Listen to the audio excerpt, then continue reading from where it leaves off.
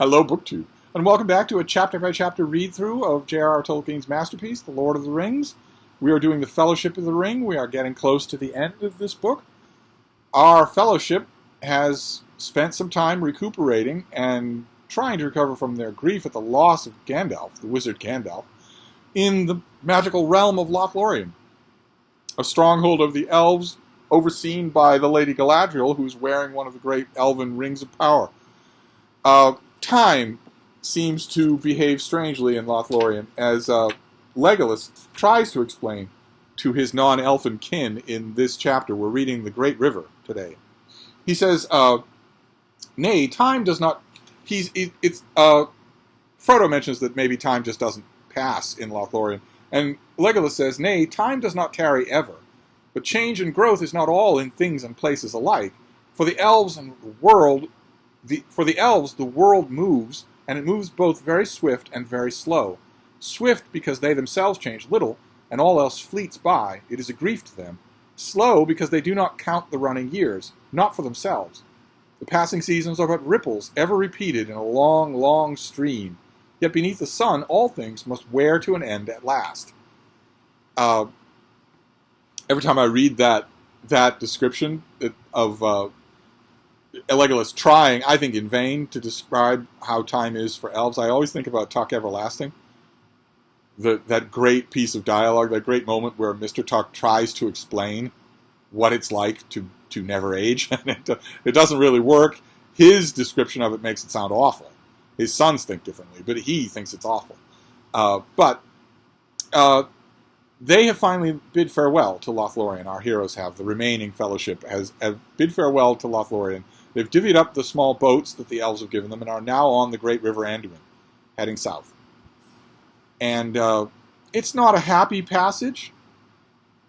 Merry and Pippin, the two young hobbits, are in the boat with Boromir, a man from Gondor who seems poorly reconciled with this quest to destroy the ring. And they hear him, while he's paddling, they hear him muttering to himself and grinding his teeth. It's not pleasant for them at all.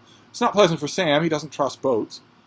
And it's not pleasant for all of them because at first they're content to drift with the river, but then they start paddling because they start to get more and more of a feeling that they're being watched from the shore.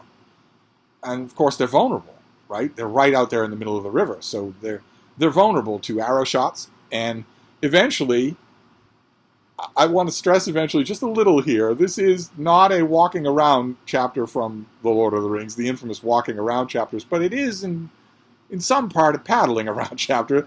There's a lot of travel involved here. And the succession of landscapes and days and weathers is described with Tolkien lovingly, beautifully, but at length. But eventually, a couple of things happen. They do take arrow fire from the shore. They know that there's at least some kind of party of enemies that is shadowing their progress on the river. They are not just traveling through this country unobserved. And also at a pivotal point in this chapter, they face an enemy. A great winged beast of some kind that stoops on them out of the sky. They may have caught a glimpse of something like this earlier, but this is the first time they see it up close. And Legolas uses the bow that he was given in Lorien to fire a mighty shot at this thing that seems to bring it down. It goes down past the trees on one of the slopes, and they hear lots of cries of dismay from the other beings on that slope. Gimli calls it a mighty shot. One of the notes that is referred to in this chapter and the last chapter is that Gimli and Legolas, in the course of their stay in Lothlorien, had become really close friends. We don't see that.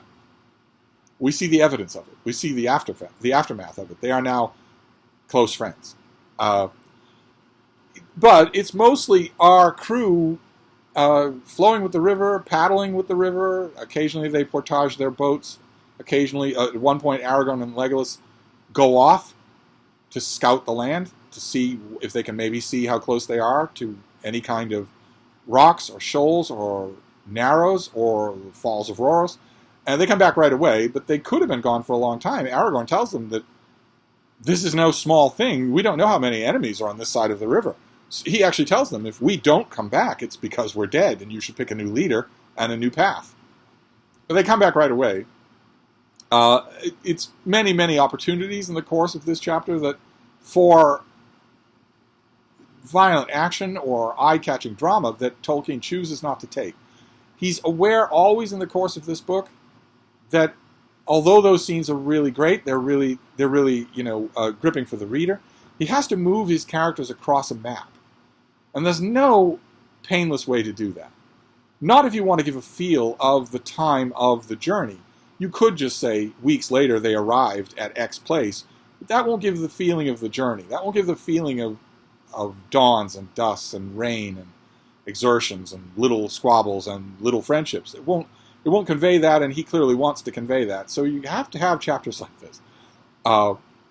And the chapter ends with, I mean, those are the two exciting things that happens. And then the chapter ends with our heroes making a kind of landing.